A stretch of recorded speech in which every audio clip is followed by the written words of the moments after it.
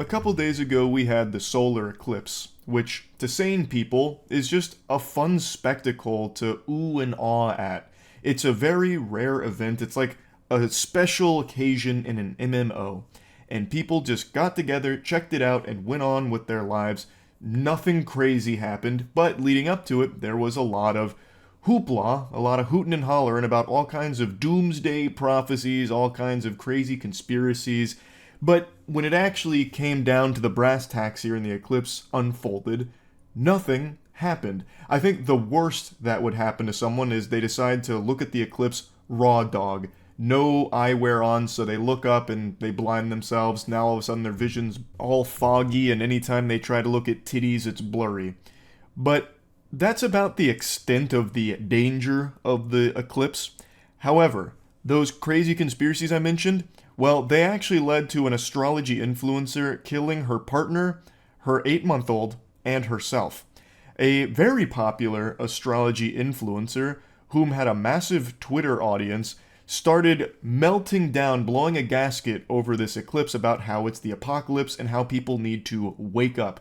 And now she will never be able to wake up because on the day of the eclipse, she went on a killing spree, which included herself. She believed that the eclipse was the epitome of spiritual warfare. Does that sound familiar to any of you? Well, actually, it's only going to sound familiar to the people that are fucking online 24/7, which is goobers like me.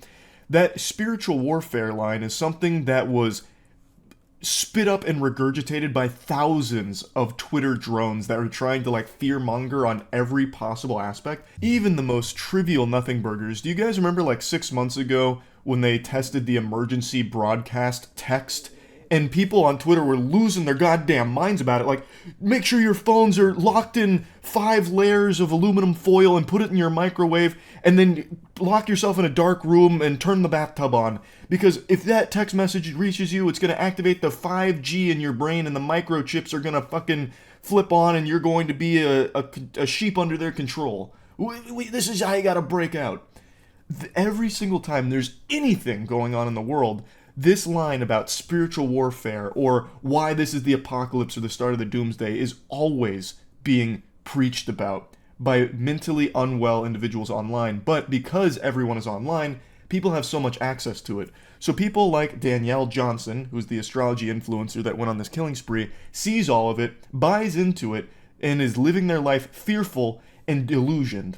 And then when something like the eclipse happens, after being told so many times how bad it is and how this is the apocalypse, she goes and does something crazy, something evil. Because there are so many mentally unwell people online that are constantly feeding other mentally unwell people, and it ends with a fucking tragedy like this. You hear about the influencer who killed her family because of the eclipse? Happened in LA. Mom accused of murder-suicide leaving kids on 405 freeway was an astrology influencer fearful of the eclipse. Mentally unwell people have become. Well, I guess I can't say have become. I guess because it's more so we just have access to seeing them. Since everyone is seen online now, everyone has a digital footprint, we just see all of them now. But to be this afraid of a fucking eclipse? The death of an infant and the injury of a young girl, both found on the 405 freeway earlier this week, was tied to a murder-suicide investigation involving the children's mother, Danielle Johnson. It spanned 3 neighborhoods and resulted in the death of 3 people, including her partner, her 8-month-old, and herself. In the days leading up to the murders, Johnson took to social media where she posted a slew of misinformation, anti-Semitic, and conspiratorial rhetoric under the handle Ayoka. Johnson retweeted posts about theories regarding the origins of COVID-19, video about Jews promoting pedophilia in the entertainment industry, and apocalyptic speech concerning the recent solar eclipse to her over 100,000 social media followers. How are more people not talking about this then? If she had 100k followers on Twitter, and she was one of these conspiracy lunatics that ended up killing herself, her partner, and her child, how are more people not aware of this? Wake up, the apocalypse is here. Everyone who has ears, listen. Your time to choose what you believe is now. If you believe a new world is possible for the people, retweet now. There is power in choice. Repost to make the choice for the collective. On Monday morning, the day of the recent total solar eclipse, Johnson's 2 children were found on the northbound side of the 405 freeway. According to officers, the 9-year-old held her infant sister in her lap, sitting in the passenger seat of Johnson's car while they drove down the freeway. Johnson allegedly slowed down in the middle of the road and pushed 2 girls out of the car. As the 9-year-old fell into the middle of the freeway, she injured herself and dropped the infant. And then, in a race to get out of the freeway and not get hit by the traffic, the 9-year-old managed to get to the shoulder successfully, but the infant was struck by traffic and succumbed to her injuries in the middle of the freeway. Holy fuck, this is absolutely horrific.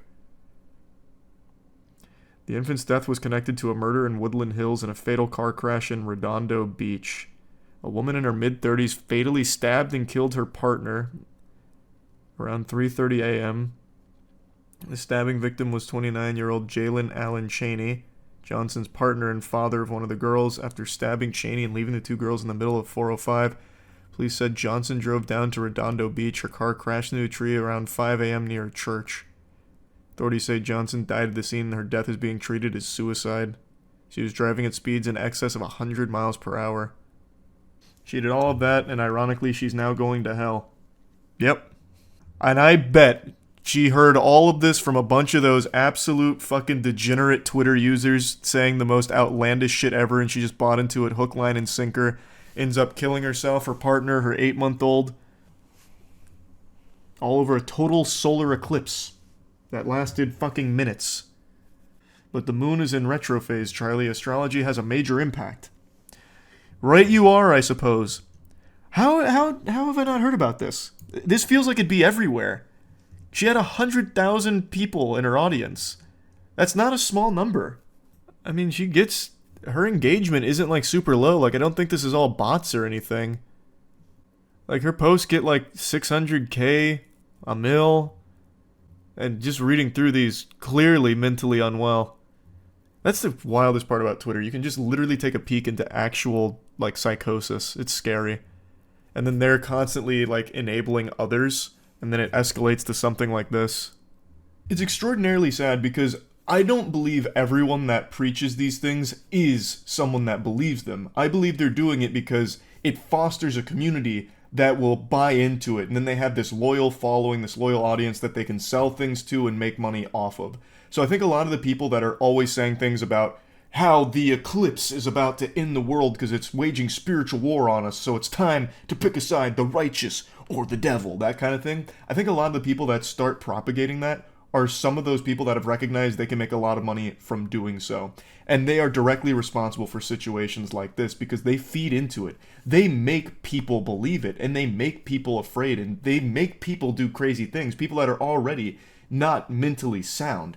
It's sickening. They just try and take every controversial approach to everything they can about how anything is a huge problem that you need to be afraid of. You need to wake up to. You see that verbiage all the time on Twitter and on TikTok. CERN's opening a portal, letting demons through on the day of the solar eclipse. Take cover. Buy my book that's going to enlighten you on how to avoid all of the demons in your life, because now CERN's working behind the scenes, pulling the strings, the puppet masters that are releasing all this demons into our world. And for a lot of the people that watch these things or read about these and start believing them, once you believe in one of these theories, you start believing in all of them, because then you start convincing yourself of every single one of them, no matter how nonsensical or illogical, no matter how little evidence or proof there is. Once you buy into it even slightly, you convince yourself that it's all true. So you don't just believe in one conspiracy anymore. You start believing in all of them. Look at Danielle Johnson, for example. All of her tweets are every possible conspiracy you can find. Every conspiracy you can think of, she believed in. And I'm sure it started with just one that she saw from someone on Twitter that is once again just fanning those flames, trying to make people afraid and trying to get them to buy into whatever they're trying to sell you. Now, that's not every case here. There is a lot of instances where extremely mentally unwell people gather a huge audience and they themselves truly believe the awful things they're spitting out. But I think a lot of it is from people that have recognized that you can make a lot of money from capitalizing off of that community. Because when people are afraid, they'll do anything to get rid of that fear, including buying shit they don't need or whatever. And then in some cases like this, all that fear that you keep serving up leads to a horrible situation where someone that was the recipient of all of these awful ideas that have legitimately no basis and no logic to them, does something unforgivable. What Danielle Johnson did is heinous, inexcusable, and disgusting. And I really do believe that all of those TikTok and Twitter conspiracy accounts that keep just fucking firing from the hip with the most ridiculous theories ever did play a real role in her getting to this point. It's no coincidence that all of the things that she was speaking about on her Twitter are the same things you see on other accounts all saying similar things. It's a network that's feeding these dangerous ideas that lead to a breaking point in some people. It is fucking atrocious. And I am confident that none of those accounts will ever acknowledge the role they play in a case like Danielle Johnson. They're going to throw her some kind of like fringe case like, oh, I can't believe someone would do something like that. We're just trying to give you guys the truth, give you guys the tools to, snap out of it and wake up from the mind control. What Danielle Johnson did, oh, we have no idea how it got to that point. Even though, if you read these posts or watch these videos from these accounts, they're like legitimately pushing people to be like Danielle Johnson, push them down that path of just extreme mental illness. It's fucking horrifying. But anyway, yeah, I wanted to talk about this a little bit because it made me really upset. Obviously, I think it would make anybody upset reading a story like this. That's really about it. See ya.